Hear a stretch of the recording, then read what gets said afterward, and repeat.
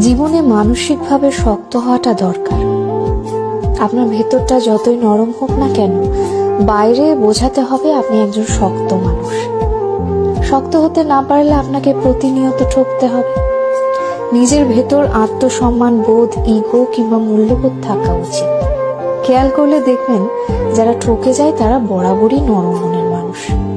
শক্ত মনের কাউকে মানুষ ঠকাতে পারে না।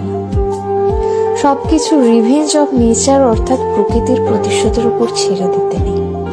কিছু বিষয় আপনার নিজেরও প্রতিশোধ নেওয়ার দরকার আছে।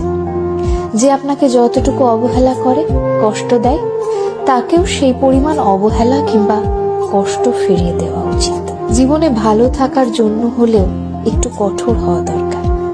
যে কোনো কিছু সহজে পেয়ে গেলে মানুষ মূল্য দিতে জানে না। মানুষ হিসেবে আপনি সহজ হতে পারেন, তবে সস্তা কিংবা সহজলভ্য হতে যাবেন না। যে আপনাকে যতটুকু দেবে তাকে ততটুকুই ফিরিয়ে দিতে শিখুন, হোক সেটা আঘাত কিংবা ভালোবাসা।